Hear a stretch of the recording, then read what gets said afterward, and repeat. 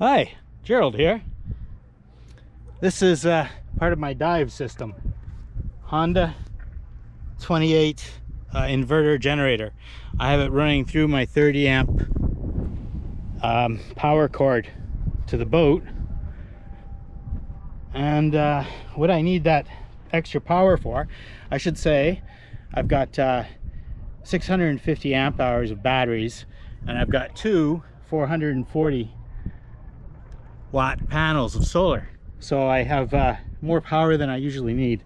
But to power this machine here, it has a startup need of 50 amps. So my system can't handle that load. So I got to turn on the generator.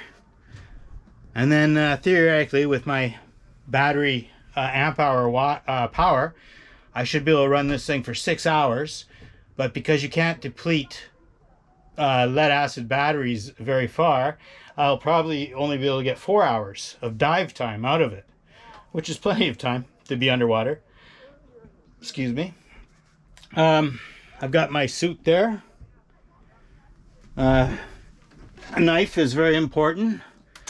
I think especially when you're diving with an umbilical system. These are the this is the air hose. I'll be scraping barnacles and mussels, and I'm in a provincial park. So I was thinking, it's a beautiful day today, but everybody's out. See, there's lots of boats. Lots and lots of boats. And I am sure at least one of them is going to take exception to me scraping the underside of my boat, because they're afraid of paint chips getting into the water. And yeah, that is a concern, but I'm using a plastic scraper blade, and my bottom is epoxy, which is harder than the blade. So there shouldn't be any chips coming. But, you know, it's hard to explain that to somebody who's irate. So I'd rather wait until tomorrow, where it's supposed to be rainy, and nobody will notice. They'll hear my generator running, and they'll think, oh, just because it's raining, there's no solar. And and I'll put on my suit and slip underwater, and nobody will notice.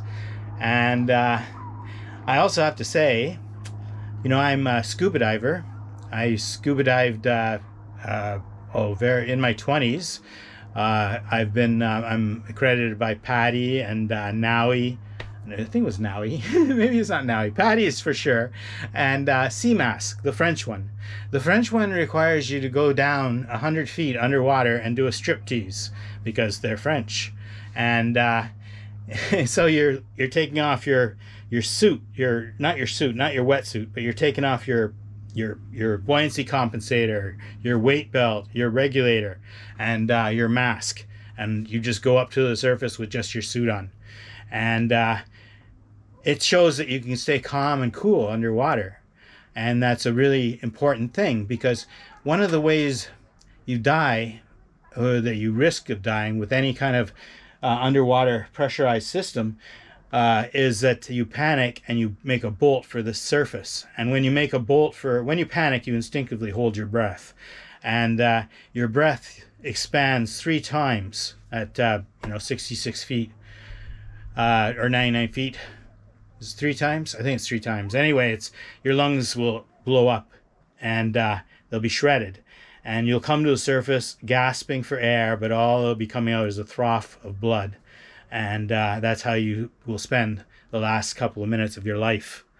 And I have plans to spend it a little bit better than that. So I really got to remember always to be cool. You never get panic. You always, have it on the ball.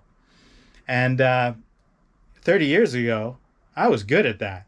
I was really good at that. I've dived in the Caribbean and the Great Lakes, Pacific Northwest, Thailand, the Gulf of Aden, Adenan, the Gulf of Adenan, and in Indonesia, off the Isle of Batam.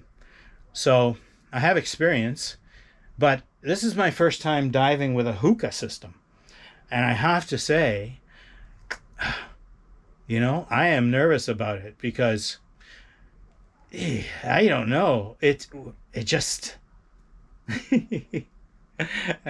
Well, I'm nervous because there's no way up topside monitoring the equipment as well. That's a problem because if things start cooking up here, like I mean, if the electrical system can't handle the amperage, my calculations were wrong, and I get an electrical fire.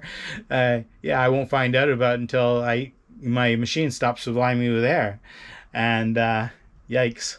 So anyway, I think today I'm just going to have some more beer and just sit here. And then tomorrow, when it rains, I'm going to go in and I'm going to get rid of all those mussels. Talk to you later. Bye bye.